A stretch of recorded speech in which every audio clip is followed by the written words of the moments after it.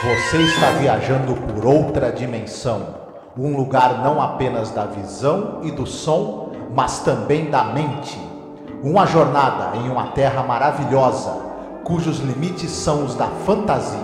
Sua próxima parada, além da imaginação.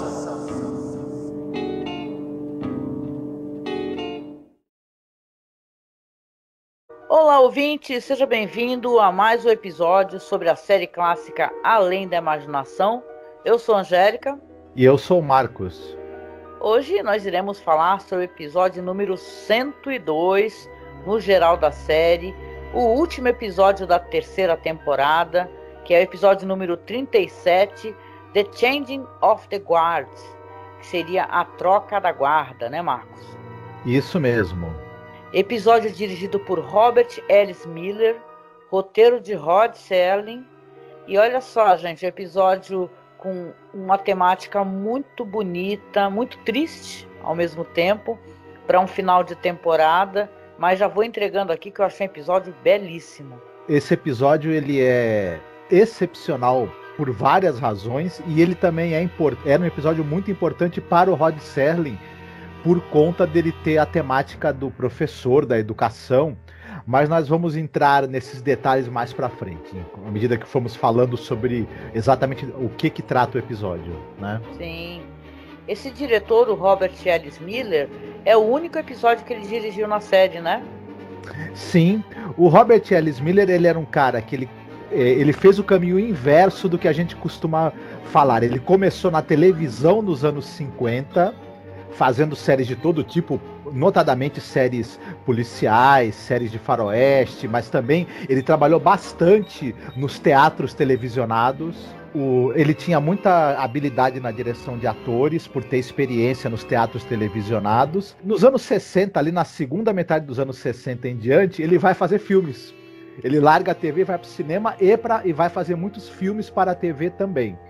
O mais famoso deles, e talvez o filme mais importante que ele dirigiu, eu vou falar mais pra frente, vamos chegar nisso também.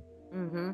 Tem a participação de um ator que é uma verdadeira lenda, em todos os sentidos, eu acho, mas para os fãs de terror eu acho que demais, né? Que é o Donald Pleasence, né? Fazendo um papel impressionante, até porque ele era um homem de 43 anos de idade.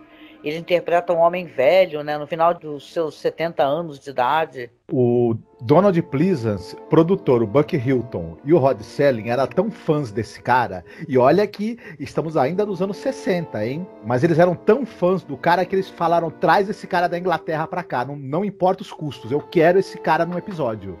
Dado já o quanto ele era famoso nos palcos, era um ator shakespeariano de grande talento. As atuações dele no teatro, em peças de Shakespeare e em outras peças, a fama dele atravessava o Atlântico e chegava na América. Os comentários sobre o trabalho dele no teatro. E também as aparições dele no cinema eram memoráveis. Ele tá, só para citar algumas coisas, ele tá na versão inglesa de 1984, que é um filme importantíssimo. Ele tá no filme Jornada do Pavor, para vocês terem uma ideia, naquele famoso filme australiano Pelos Caminhos do Inferno. Sim. Como você mesma falou, ele é o psiquiatra do Halloween, por exemplo, né? Não é à toa que os fãs do terror conhecem o Donald Pleasence. Ele, a partir dos anos 70, anos 80, ele já estava com mais idade.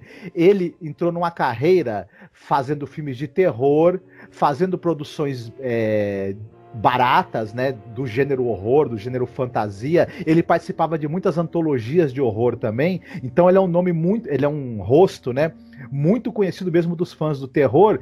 E é interessante que mesmo em filmes de baixo orçamento, mesmo em filmes modestos, ele atuava com a mesma garra, a mesma capacidade, a mesma profundidade que ele fazia nas grandes produções.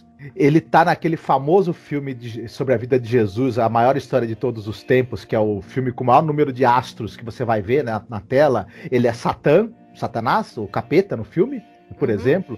Tá também na Viagem Fantástica, na Noite dos Generais, enfim, uma carreira que, se a gente for ficar aqui citando, não tem mais fim. Carreira muito longeva mesmo.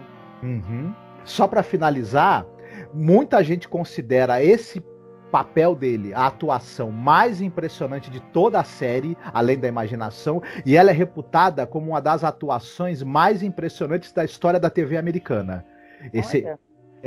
É muito famosa essa atuação dele, essa participação dele na série. Eles acertaram em cheio em quererem ter esse cara nesse episódio. É verdade, né? E aqui vem uma errata, né? Porque no episódio anterior eu comentei sobre uma questão de aumento de orçamento, né? E isso daí foi uma confusão da minha parte e tal, né? Com a quantidade de textos e tal que a gente fica lendo. E, na verdade, a essa altura da série, isso é uma coisa importante para a gente entender o que acontece na quarta temporada, né? Como a gente já comentou em alguns episódios, Rod Serling estava numa ponte aérea o tempo todo. Ele estava dando aula no Antioch College, estava tendo que gravar as aberturas para os episódios que ainda tinham da terceira temporada. E, na verdade, o que aconteceu é que a série ela foi cancelada quando chegou no final da terceira temporada, né? Essa questão do aumento de orçamento vai vir depois na quarta temporada. O que aconteceu? Na série, eles perderam um patrocinador, que era um patrocinador que é uma marca de cigarros. Que se você assiste os episódios na íntegra, e isso não tem nessas versões que a gente tem para baixar, costuma ter um comercial que o Rod Serling faz de cigarro, sabe? Sempre no começo ele faz um comercial de cigarro que é dessa marca. Eles perderam esse patrocinador, e aí o que aconteceu? A série foi cancelada e toda essa equipe, o Buck Houghton, e não somente ele, muita gente que está envolvida, a galera toda que está trabalhando desde o começo, desde a primeira temporada, o pessoal ficou sem ter como trabalhar. E o pessoal foi obrigado a ir atrás de outros trampos, né? Para não ficar desempregado, né? Para poder sobreviver. E então a série ela ficou realmente numa berlinda, que foram meses de muita instabilidade, inclusive no horário, na CBS que passava, The Twilight Zone, entrou uma outra série. Depois a série vai retornar, porque eles vão conseguir um outro patrocinador, né? E a CBS vai chamar o Rod Serling de novo. A questão é que, concordo contigo, tem realmente esse negócio da educação ser muito importante para ele. Eu vou falar isso mais para frente quando a gente fazer a sinopse, né? Depois que ele voltou da guerra, inclusive, a educação ser um refúgio. A série, nessa questão de segurança toda, perderam, por exemplo, esse produtor que era um cara fundamental. Ele era realmente fundamental. Apesar de, vamos concordar que tem vários episódios nas próximas temporadas muito bons, a falta que o Buck Houghton faz é muito grande. Sim, ele foi uma perda muito grande para a série. Ele era um cara que ele segurava com mãos firmes o padrão de qualidade da série.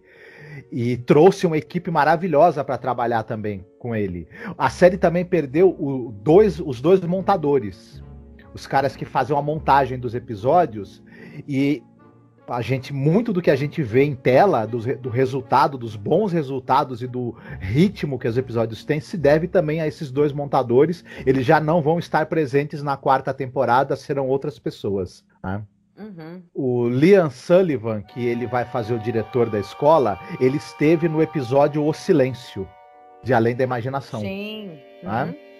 Os meninos que vão ser os estudantes que vão aparecer no episódio, principalmente os que vão ter mais destaque, eram todos atores de televisão, enfim, que não têm carreiras assim tão chamativas, assim, dignas de nota, na verdade. Sim, é verdade. Tem um elenco de jovens, né, que fazem os estudantes, só que é como você falou, né, é um elenco que eu saiba não tem nenhuma carreira muito relevante. Eu sei que teve um que mudou de nome, inclusive acabou virando um grande acrobata, né, um especialista em acrobacias, né, mas fora isso, sinceramente, né, o grande realmente mote dessa história, que é a educação, e o fato de ter o Donald Pleasence é uma coisa que é de se realmente não perder esse episódio, que ele é inacreditável. Hoje é minha vez de fazer a sinopse, né? Então, vamos lá. Hoje a história vai ser a seguinte. O professor, o Ellis Fowler, ele é um professor muito idoso. Ele é professor de literatura inglesa numa escola chamada Rock Spring School, que é uma escola para meninos em Vermont. E ele descobre que vai ser forçado a se aposentar depois de ensinar lá por mais de 50 anos na escola, né? Ele acaba indo para casa muito entristecido, vai começar a refletir sobre como foi a vida e a carreira dele e vai chegar à conclusão que a vida dele, o ensino dele, que ele nunca teve relevância para o mundo, que ele nunca foi importante, né? Tanto que as primeiras cenas que você tem do professor, ele está tentando ensinar poesia, e os meninos estão muito desligados, não estão prestando atenção. Ele, inclusive, acaba desistindo de um exame final lá, e aí que ele vai ter essa conversa com o reitor, né? Que quem faz esse papel é o cara do silêncio, né? Que vai falar para ele que foi decidido que ele não voltaria mais a dar aulas, ele iria se aposentar. E a gente tem uma história, então, sobre uma pessoa que está extremamente deprimida e tem um gatilho, né? Que é um gatilho de suicídio, porque ele realmente vai pensar em acabar com a própria vida, porque ele acha que não realizou nada. Uhum. As pessoas normalmente têm aposentadoria compulsória aos 70 anos de idade. Ele já é um homem de quase 80, continuou trabalhando, né? Enfim. Mas uma hora não tem como, né? Começa a se temer até pela própria saúde da pessoa e as instituições acabam exigindo que você se retire do serviço, né? Sim. Ele vai naquele túmulo de um educador muito famoso, eu não conhecia a história dele, né? Chamado Horace Mann, que tem a frase: envergonhe-se de morrer até que tenha conquistado alguma vitória para a humanidade. E é isso que ele começa a pensar, que ele não realizou nenhuma vitória para a humanidade. E acaba querendo dar cabo da própria vida, né? É uma época de Natal, ele está muito deprimido, não quer comer nada, né? Você vê que é um senhor de idade sozinho, tá somente a governanta lá. E ele não tá vendo sentido na vida dele, já que ele não vai poder ano que vem voltar a dar aula para os meninos, né? Você citou o Horace Mann, uma coisa interessante, né? Porque esse homem, né, esse educador, ele tem muito a ver com o porquê o Rod Serling escreveu esse roteiro. Ele dirigiu o colégio de Antioquia, em Ohio, que é o colégio onde o Serling estudou e depois, futuramente, foi dar aula também, foi fazer umas classes de escrita. Sim. E por isso o Serling conhecia esse homem e conhecia a carreira dele. Ele é o grande patrono da educação pública americana.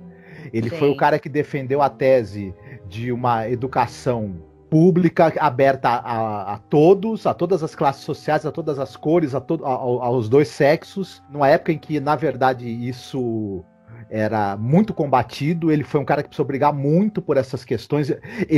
A escola que ele dirigia, essa questão dele aceitar negros, aceitar classes mistas, quase que o colégio foi fechado, teve uma campanha muito grave para fechar essa escola, foi difícil mantê-la aberta, e a admiração que o Serling tinha por esse cara, e os valores que a biografia do Horace Mann transmitiram para o Serling, e que estão nos escritos do Serling, né? Essa coisa de uma busca pela igualdade, pela justiça social, que o Serling traz, é a influência direta do Horace Mann.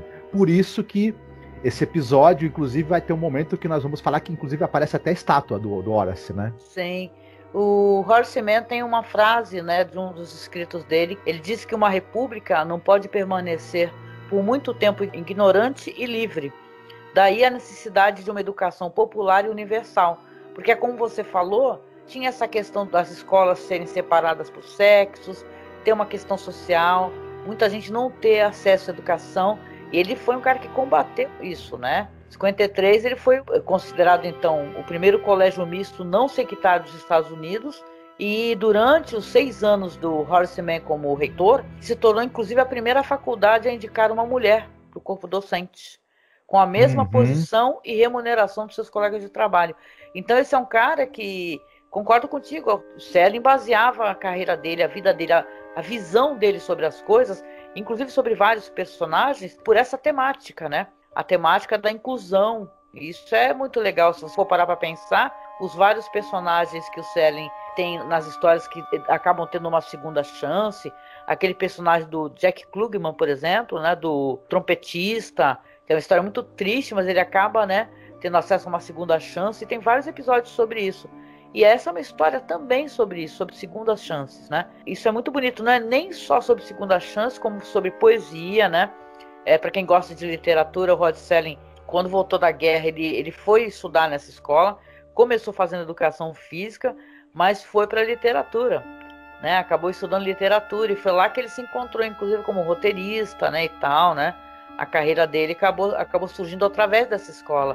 Então você consegue entender o refúgio que o Serling foi novamente tentar encontrar, né, na idade já adulta, né, já um homem com 40 anos de idade, no Antioch College novamente, né? Sim, foi um período curto que ele acabou dando aula lá, porque depois até a série retornou, né, para a 4ª temporada e ele... Isso. Uhum. Também... Então, mas ela retornou porque conseguiram um patrocinador, né, e acabou derrubando esse programa que tinha entrado no mesmo horário na grade da CBS, porque ficou tudo meio perdido, ficou meio dispersa a equipe. E aí quando voltou, já era uma outra espécie de programa. Isso é interessante, porque isso daí gera uma certa confusão, que a gente chama a série de The Twilight Zone, mas quando ela voltou para a 4ª temporada, ela era só Twilight Zone. Exatamente. Né? Então é por isso que as pessoas encontram assim nomes diferentes, tanto Twilight Zone como The Twilight Zone. Uhum. Então, por ser uma história de final de temporada, eu acho que era uma história muito curiosa, por ter essa questão meio sinistra de um personagem que resolve dar termo à própria vida. E se a gente for pensar nos finais de temporada, né, costumam ser episódios bem-humorados, né, ou então tocantes, né? Esse é um episódio que ele, apesar de ter passado em junho nos Estados Unidos, ele tem uma coisa natalina, muita gente associa isso também, né? O Natal é essa depressão e essa tristeza. E ao mesmo tempo que é um episódio que dá essa infelicidade na gente, a gente vê como o professor está se sentindo, e quando a gente começa a refletir, por exemplo, como é que os professores são tratados, né, no mundo, no nosso país, né, dependendo das culturas. Eu vou até fazer um exemplo de um filme onde o tratamento ao professor ele é muito mais bonito, mas você fica pensando assim, poxa, né, ele está sendo descartado, ele se sente descartado, e eu, claro, não sou professora, mas eu queria entender até, conversando com outros professores, se tiver algum professor nos escutando, até comente aqui nos comentários, como é que é essa sensação de frustração, né? Porque deve ser muito triste você passar uma vida inteira a ensinar e você não ter a percepção que você tocou corações, né? Porque a gente aqui, quando está gravando um podcast, veja bem, não é só um paralelo, né? A gente sente que toca os corações das pessoas, porque as pessoas vêm conversar com a gente, mandam e-mail. Nossa, a gente já recebeu e-mails emocionantes mesmo, né? Então você se sente motivado, né, a continuar. Você continua fazendo e tal. E ele faz isso daí, eu sinto até que o personagem dele, não sei se tu concorda, Marcos, mas ele mesmo não está mais satisfeito, né? Ele faz isso meio no piloto automático, né? Ele já tá com... Ele não tem a mesma energia, talvez, né? Ele já não... Mas... E ele começa a ter dúvidas também, né? Ele, depois de tantos anos educando, você percebe que ele tá ensinando e pensando assim, alguma coisa disso que eu tô ensinando agora, será que vai entrar na cabeça desses pessoal aí? Acho que não vai. Eu já tô antiquado, eu não tenho mais esse diálogo com jovens e tudo, então eu tô aqui gastando meu tempo e não tá entrando nada na cabeça deles. Ele às vezes tem essa dúvida, né? Uhum. E ele é acossado por essa dúvida, o professor. Como é que é o nome dele? O Fowler, né? O Ellis Fowler. Uhum. E ao mesmo tempo, você sente... Você veja só como esse ator, o Donald Pleasance, ele era danado. Ele tem essa dúvida e você percebe que ele fica fazendo umas brincadeiras e umas ironias com a inteligência dos estudantes. Algumas dessas falas eram improvisadas, inclusive pelo Donald Pleasance. Ele jogou cacos e improvisações durante todo o roteiro, durante todo o episódio. E é muito interessante a gente ver isso. E depois, quando ele se vir aí aposentado sozinho, essa dúvida vai bater com muito mais força, né? Com toda certeza, né? Então, apesar da gente estar falando assim num episódio que tem uma temática que você fica preocupado, né? Até por ser um final, ele vai ter uma virada. E isso que é o mais interessante, né? Porque na hora que ele resolve, que ele vai até essa estátua, né? Ele sai de casa e a governanta até se assusta porque vê que a gaveta está aberta e o coldre da arma está vazio. E ele tinha ido até a estátua para poder se matar lá, na frente dessa estátua. O que ocorre é que ele começa a escutar os sinos tocando. E isso vai ter uma coisa similar com um dos acontecimentos, uma das falas mais para frente. Isso é muito bonito, sabe? Ele vai falar por que os sinos estão tocando, por quem os sinos estão tocando. E aí ele volta para a escola, dá a entender que, por sinal, parece que ele mora ali, né? Na escola deve ter alguma casinha, um puxadinho ali que os professores residem lá. e ele volta para a sala de aula, assim, curioso, né? Querendo entender o que está acontecendo, senta na mesa lentamente, e quando ele senta, começa, né, Marcos, a se materializar jovens nas carteiras. Ele vai reconhecer que são ex-alunos dele. Isso mesmo. São ex-alunos e, à medida que ele vai lembrando dos nomes, eles vão contando para ele o que eles fizeram após largarem as escolas, como eles fizeram coisas inspiradas por poemas que o professor leu para ele, por frases que o professor disse para eles, como eles se sentiram inspirados a fazer alguma coisa de útil na vida, de importante. E como, no caso específico desses alunos que aparecem ali nesse momento, perto do final do episódio, todos morreram. Ou Sim. morreram, foram soldados que morreram em combate, ou tentando salvar companheiros, ou um garoto cientista, né, que estava fazendo estudos com radiação e acabou falecendo durante as pesquisas, né? Enfim, que é até vivido pelo Russell Orton. E o professor começa a perceber que, quando ele soube da morte deles, isso tocou muito ele sofreu com a morte de alguns deles, mas ele percebe que eles valorizam o próprio esforço que eles fizeram e o que eles aprenderam com esse professor. E aí ele começa a entender qual foi o valor dessas décadas que ele gastou ali ensinando. Aparentemente a molecada podia estar brincando, tirando sarro, fingindo que estava dormindo quando ele estava tentando passar conhecimento e gosto pela literatura, pela poesia, mas alguma coisa acabava ficando em determinados momentos da vida desses jovens. Aquelas lições vão aparecer e vão impulsioná-los a fazer alguma coisa importante. Sim, sim. Eu acho que são muito bonitas as descrições dos eventos onde eles apontam para esse professor o momento onde a poesia, a literatura fez parte da vida deles, nem que fosse no momento da morte, né? Uhum. Teve um que faleceu em Pearl Harbor, ele foi tentar salvar as pessoas que estavam lá numa cozinha, né? Tirar os amigos que estavam presos lá no meio do incêndio, acabou vindo a falecer, mas lembra de um belo poema, né? Eu não lembro exatamente os poemas para poder ilustrar aqui, um ou outro talvez. Eu sei que em todos os momentos teve um que é um cientista que também foi inspirado assim pela questão da educação, né? Teve outro que ele acabou tendo efeitos devido à radiação, né? E tal. São mortes até que você vê que são caras jovens, né? Não são pessoas velhas.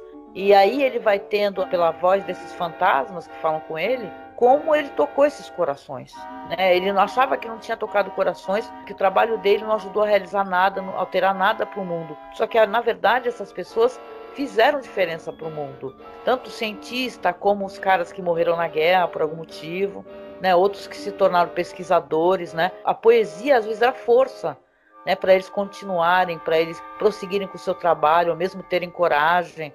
Como é que é aquela poesia mesmo? Por quem os sinos dobram? Tu até lembrava de cabeça, né? Nenhum homem é uma ilha isolada.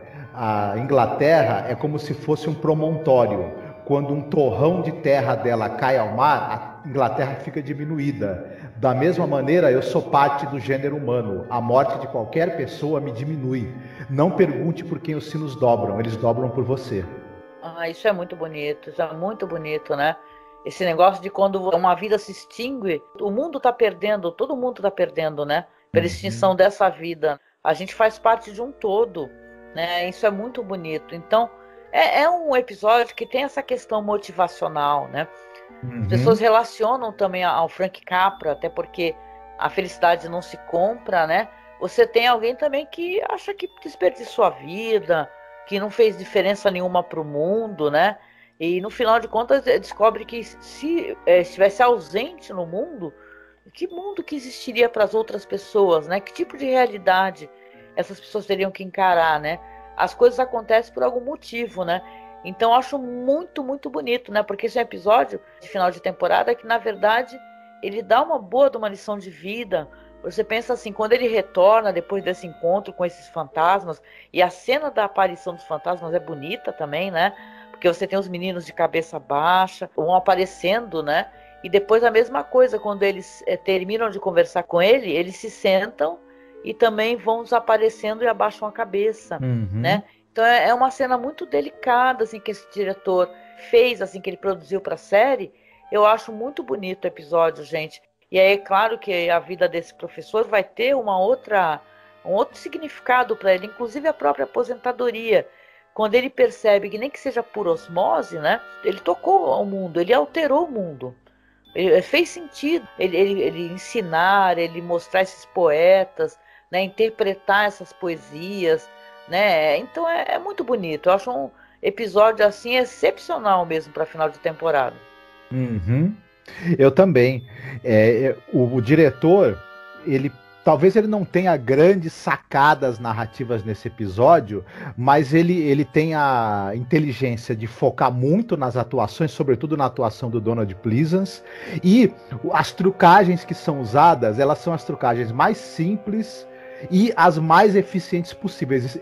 Isso sempre funciona, porque primeiro que é um efeito que não tem muito o que errar, e segundo porque ele deixa espaço para nossa imaginação completar qualquer lacuna que exista ali. Isso é muito bom. Uhum. A gente poderia destacar também o trabalho da maquiagem que o William Tuttle fez com Sim. o Donald Pleasence, é uma maquiagem muito bem feita, e eu acho uma maquiagem assim interessante porque ela é discreta, ela envelhece o Donald Pleasence, tem outra coisa protética ali, mas ela não é exagerada. Tem uma espécie de peruca também que ele usa, né? Para dar aquele efeito no cabelo. Sim. Agora, interessante. E a gente pôde ver esse tipo de maquiagem usada, inclusive no The Trade Ins, por exemplo, né? E em outros episódios, em que os personagens foram envelhecidos. E muito bem feita. A gente chega até a não reconhecer direito a pessoa, né? Diga-se de passagem. É verdade. Não? E a fotografia em preto e branco colabora muito também para que suavize essas maquiagens assim de envelhecimento, porque fica uma coisa muito mais delicada. E eu acho que o diretor ele teve uma sensibilidade para filmar o Donald Pleasence, porque você tem closes assim do rosto dele, ele caindo em si, sabe, entendendo as coisas. Isso é muito bonito, né? Ele coloca assim a emoção do ator em primeiro plano, acreditando, obviamente, na capacidade de atuação dele. Isso é muito legal. Não vou nem entrar tanto, me estender tanto na qualidade da atuação do Donald Pleasence, mas é impressionante. Como a gente já falou, ele improvisou várias das falas e vários dos cacos que são colocados. Algumas das brincadeiras, das ironias que ele faz são improviso, e o improviso que casa perfeitamente com o texto que deram para ele. A linguagem corporal dele é convincente em 100% do tempo. A gente acredita que está diante de uma pessoa idosa. A postura, a maneira como ele coloca as mãos, a coluna, o tempo que ele demora às vezes para reagir a certas coisas, e as expressões são de um idoso. E além da carga de emoção, é uma atuação que ela é muito econômica. Ele fala muito com o olhar e com algumas expressões, mas mantendo um tom de voz ali controlado. Eu acho que o controle que ele tem e nessa interpretação, o quanto ela é contida ao mesmo tempo, potencializa a capacidade dela emocionar e dela tocar a gente. É muito impressionante o trabalho dele. Não é à toa que esse episódio é tão lembrado por conta disso também, né? Sim. E sabe uma coisa interessante quando você relaciona o episódio e o personagem ao próprio Rod Serling, que muitas pessoas relacionam, né? Porque o Rod Serling, ele viu a transformação da TV, a alteração dos interesses do público. Depois, mais para frente, ele tentou fazer The Loner, a gente comentou sobre isso, né? Que era uma série de faroeste, assim, que ele queria que fosse mais filosófica, abordasse outras coisas, né, relacionadas dentro desse universo do faroeste. Night Gallery, para ele, que é pra gente hoje em dia é um sucesso, e muita gente procura, mas para ele acabou sendo uma experiência meio estressante de realizar a Night Gallery, por mais legal que fosse. Então ele achou que também a vida dele enquanto um roteirista, um escritor, né, não ia ser importante para a humanidade, que ele não ia deixar grande coisa. E na verdade é o contrário. Se você pensa ali na imaginação, é uma das séries clássicas mais influentes que já foram feitas, né? Ele não viu isso daí porque ele morreu jovem, né? A filha dele, a Anne Serling, ela é muito legal, aliás, para quem gostar de conhecer falas do Serling, sobre a vida do Serling, procurem os perfis da Anne Serling no Twitter ou no Facebook, porque ela fala muito sobre o pai, né? Os escritos que o pai tem e tal. Ela mesma colaborou para lançamento dessa história que a gente está comentando aqui numa revista, né? Então é muito interessante. Então ele também achava que para ele que ele não tinha tocado, né, o mundo com que ele já realizou, com que ele ajudou a produzir, e porra, não poderia ter sido mais diferente, né? Então isso é muito bonito, né, quando a gente pensa assim, porque ele falava sobre isso em entrevista, falava assim, quando a série acabar, isso aí foi uma série legal, né? Claro que não dá para você nos anos 60, você imaginar como é que seria a televisão no futuro, a internet, que tudo ia ser resgatado, que ia ter isso daí depois até remasterizado, né? Que você consegue encontrar em alta qualidade, em Blu-ray, inclusive, né? Sim, é interessante a gente citar também que essa foi uma temporada, uma terceira temporada, que tem seus altos e baixos, né? Mas ela acaba maravilhosamente bem, eu acho. Esse é um belíssimo episódio.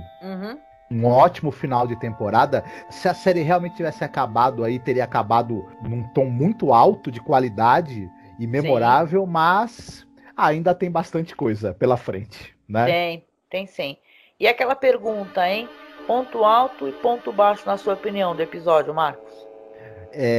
A atuação do Donald Pleasence, né? A presença dele em tela é sempre fantástico, e o roteiro do Rod Serling, diálogos absolutamente espetaculares e assim inesquecíveis. Enfim. Muito bom, concordo contigo. Terminar uma temporada de Além da Imaginação com Donald Pleasence é um luxo. Então é muito bom, episódio excepcional. Roteiro também é muito delicado, assim, os poemas que são mencionados.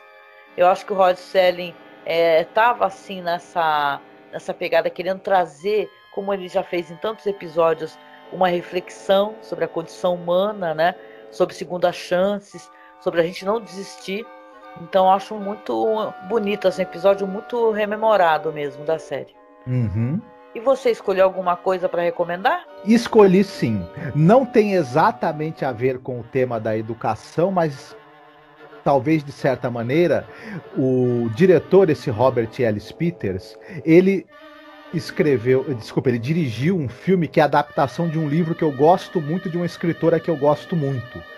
É a Carson McCullers, que escreveu aquela famosa novela Balada do Café Triste, uma novela maravilhosa. Ela também escreveu um romance belíssimo de esmagar o coração de qualquer um, chamado O Coração é um Caçador Solitário, The Heart is a Lonely Hunter, que ele trata da amizade de dois meninos, dois jovens, né? Dois jovens, um deles surdo-mudo, né? E do que vai acontecer quando, por vários percalços da vida, eles se separarem e cada um for seguir um caminho na vida. É um livro absolutamente belíssimo, impressionante. Ele fala sobre essa coisa da amizade, sobre essa coisa da descoberta do amor. Ele fala sobre essa coisa das decisões que a gente toma quando a gente vai amadurecendo e o peso que elas podem ter. É um livro incrível e ele foi transposto para o cinema. Esse filme, inclusive, ele é um filme que foi lançado em 68, ele concorreu ao Oscar de melhor filme e é uma das mais importantes atuações do ator do Alan Arkin. Olha, não assisti. É a atuação que fez o Alan Arkin ganhar muita visibilidade como um grande ator. Talvez seja a primeira grande atuação assim da carreira dele que chamou muita atenção. Esse cara que é um ator incrível, importantíssimo também do cinema americano. Enfim, esse filme é recomendadíssimo. No Brasil ele recebeu o título de Por que Tem que Ser Assim, um título péssimo, mas eu vou dar uma dica. No YouTube tem esse filme completo com legendas em português, mas a pessoa tem que procurar pelo título O Coração é um Caçador Solitário. Olha, que ótimo, vou deixar linkado então. Ai, muito bom, muito bom. Olha, eu vou pegar a minha indicação e vou colocar a questão do professor e da importância do professor dentro de uma história. E vou recomendar um diretor que foi o diretor escolhido pela gente quando fizemos 10 anos, né, de podcast, nesse meio do podcast, que é o Zhang Yimou. O que aconteceu? A gente falou sobre toda a filmografia dele, falamos sobre filmes, os primeiros filmes da carreira dele, os mais recentes, que são maravilhosos. Quem lembra do Zhang Yimou pensa muito nesses filmes de luta, né? De wuxia, de luta, filmes coloridos, maravilhosos e tal, inacreditáveis. E eu não vejo as pessoas comentarem muito sobre este filme. apesar de ser um filme muito relevante dentro da carreira dele, que aqui no Brasil saiu como título O Caminho para Casa. O filme começa preto e branco, vai mostrando a história de um filho que ele tem que visitar a mãe, porque ficou sabendo da morte do pai. Quando ele chega lá, a mãe dele, uma senhora muito, muito idosa, ela está ali muito deprimida, muito triste. É um vilarejo muito pequenininho, tem poucas pessoas jovens que residem no vilarejo, né, porque os jovens já foram todos para as grandes cidades trabalhar, né? Tem mais pessoas idosas. E ela está pedindo para o filho, né, encarecidamente, porque o marido dela, que era um professor, que ele veio a falecer justamente porque ele estava tentando arrumar doações para poder fazer uma obra na escola e continuar dando aula. Ele já era um homem bem idoso, acabou adquirindo pneumonia, né, e veio a falecer disso, né, em outra cidade. E ela pede ao filho que se faça um ritual que para ela é muito importante, para o povo, né, para essa cultura, que tragam o professor da outra cidade a pé, né, o caixão dele, né, sob uma padiola e tal, que as pessoas tragam ele a pé da outra cidade até a cidade que ele morava, para que a alma dele possa vir seguindo, né, o caixão, e ele reencontrar a cidade dele, reencontrar ela mesma, né, o ambiente que ele vivia. Então começa o drama, né, dessa história. Você tem esse filme começando assim triste, em preto e branco, né, aquela fotografia que você vê que tá tudo, tá neve, né, tá um gelo, um frio. E aí vai contar de como é que foi a história da mãe dele conhecer o pai, que nesse vilarejo aí o professor, ele é tratado como se fosse a pessoa mais importante que pode estar na cidade. Cada família é honrada de dar um alimento para ele, seja almoço ou jantar. Toda aquela comunidade está construindo a escola. Então, um filme lindo, lindo. Não vou contar o final, claro, né, para quem não assistiu, mas ele é um filme que ele mostra essa questão da valorização do professor, né, dele se sentir importante naquela cidade. E a gente entende que essas culturas, assim, ainda mais na China, né, tem o professor como um grande sábio, um mestre, né? Então é um filme assim onde Zhang Yimou conta essa história com muita sensibilidade, onde você tem o contraponto dessa fotografia em preto e branco no começo do filme, e depois no final do filme também vai voltar, né? E o todo colorido, que é quando mostra essa história de amor entre a mãe dele e o pai dele. Uhum. Olha, esse é um dos meus filmes preferidos da vida.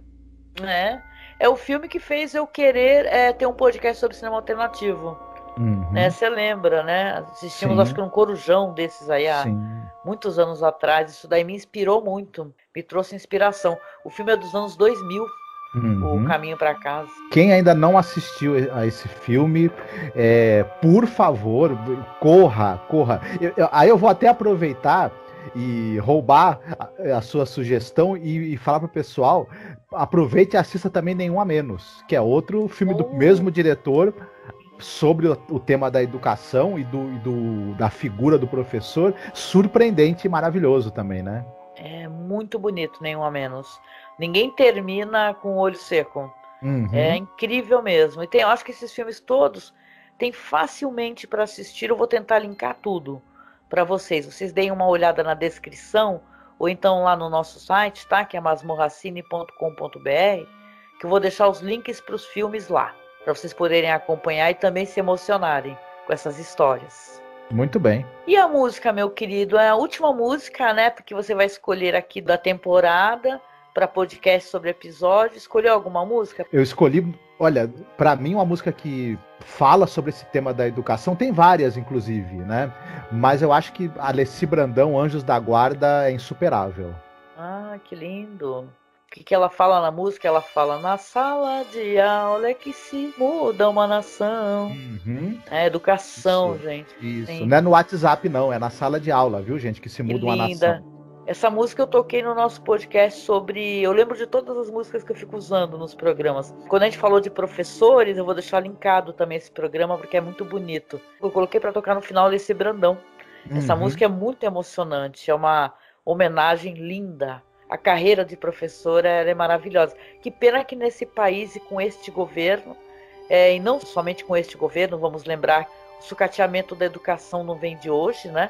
Não começou em 2018, 2019. Então você tem os professores sofrendo tanto, né? E agora na pandemia, então, pior ainda que eles estão muito sobrecarregados, né? Então toda a nossa força, nosso carinho, nosso afeto, né, aos professores que estão precisando fazer essas jornadas exaustivas, né, e criar conteúdo, sabe, para a internet, para poder continuar dando aulas, ou então estão sendo pressionados, até mesmo intimidados a voltar da aula, mesmo sem ter vacina, né? É triste, né, o que está acontecendo e o que sempre aconteceu nesse país relacionado aos professores. Eu recomendo um documentário também. Eu não sei, ele não está muito desatualizado, porque eu acho que esse sucateamento e essa falta de respeito com a educação não vem de hoje, né? Tem um documentário chamado Pro Dia Nascer Feliz. Eu lembro que a gente comentou quando a gente gravou também esse podcast, e é triste, viu, como você vê a realidade do professor, né? E a gente pensa em escolas, em locais que não tem nada, não tem lousa, não tem carteira, não tem o mais absoluto sucateamento. Então, toda a força e todo o nosso amor, viu, aos professores, e muito, muito carinho para eles, e força e afeto. Com certeza, é preciso muita coragem, muita força e muita vocação para conseguir manter uma carreira de professor nos dias de hoje nesse país, viu? Mas é isso que vai fazer com que esse país sobreviva, né?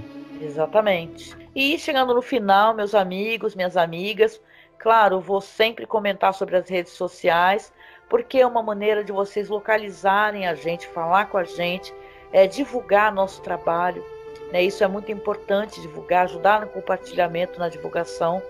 A gente tem a nossa página no Facebook, que é @masmorracine. Temos aquela página que a gente criou, que é com fotos antigas, fotos de bastidores, documentários sobre a série Além da Imaginação, que é The Twilight Zone Behind Scenes. Temos também o perfil no Instagram, que o nosso amigo William Funchal está lá dando aquela super força para a gente, né? Para manter sempre ativo, com muita coisa interessante. Recentemente ele postou um vídeo ótimo também sobre o último episódio que a gente comentou, anterior a esse. Não deixem de seguir então, tá? Que é @masmorracine no Instagram.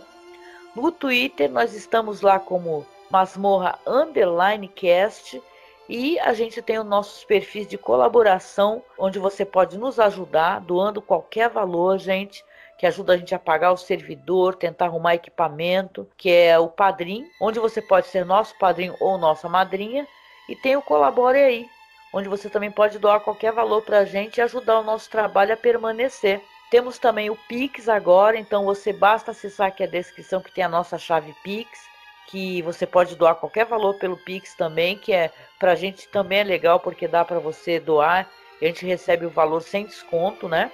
Então, se você está chegando no final dessa temporada com a gente aqui de Além da Imaginação, é importante, e daqui também vem o nosso agradecimento para quem já é colaborador e já ajuda o nosso trabalho a acontecer, para ter mais uma temporada, ou para o nosso trabalho falando de cinema, sobre séries. Ele ocorre devido a essa ajuda, a essa colaboração, né, Marcos? Exatamente. Facilita que a gente consiga pagar o servidor, ajuda a gente a adquirir material, equipamento para ter um áudio melhor. Então, toda ajuda a gente é muito agradecido a ela. Sim, muito obrigado para quem já é nosso padrinho e já é nossa madrinha, ou já está colaborando. E para quem não pode colaborar, porque a época está difícil, né? Está vivendo tempos difíceis, compartilhe. Você não sabe, pode ter amigos seus, amigas suas, que são fãs da série, né? Então apenas esperando para poder ter um conteúdo. Dia desses eu entrei no Twitter, não sou muito de entrar, mas eu entrei no Twitter, tinha uma moça maravilhosa que eu estou seguindo, até porque tem um texto maravilhoso que ela escreveu sobre aquela minissérie Shogun. Aí eu fui seguir ela no Twitter, né, e tal, e ela estava agradecendo porque ela não conhecia o nosso podcast sobre a série. Então compartilhe se você puder, isso ajuda muito, tá? E chegando aqui no final da temporada, né? Só falta um podcast que é o Top 10, né, Marcos? Exatamente. Então, chegando no finalmente aqui, a gente deixa para você, como sempre, muita força, meu amigo, minha amiga, um grande abraço, e vamos todos aí lutar contra o fascismo, contra essa época difícil que a gente está vivendo no nosso país, né? Não vamos desistir, não vamos nos arrefecer não, né? Vamos utilizar toda a nossa raiva em conduta para que a gente possa lutar contra esse governo. A gente não pode apenas falar ou elogiar o trabalho do professor e não entender, por exemplo, que quem que está acabando com isso tudo? Quem está querendo criar escolas cívico-militares, né? Então vamos ter que essa pessoa que está aí, ela tem que sair.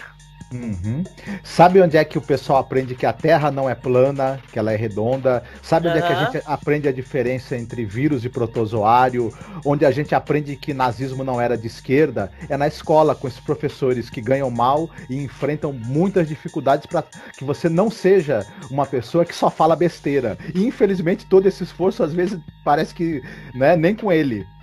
Ainda bem que eu tive professores que tocaram meu coração a ponto de eu ter curiosidade pelo conhecimento, né? Às vezes um amigo não é um professor, mas é um amigo que esclarece você, com o qual você conversa, né? Você acaba abrindo a tua mente. Ninguém nasceu pronto, nasceu perfeito, ou nasceu brilhante com todo o conhecimento. A gente aprende, mas para isso tem que ter o desejo de aprender, né? Começa por aí, a curiosidade e o desejo. Então vamos, né, refletir todas essas questões. E é isso, gente. A gente se encontra aí no próximo podcast sobre a minha imaginação. Fiquem bem, se cuidem. Beijo. Tchau, tchau.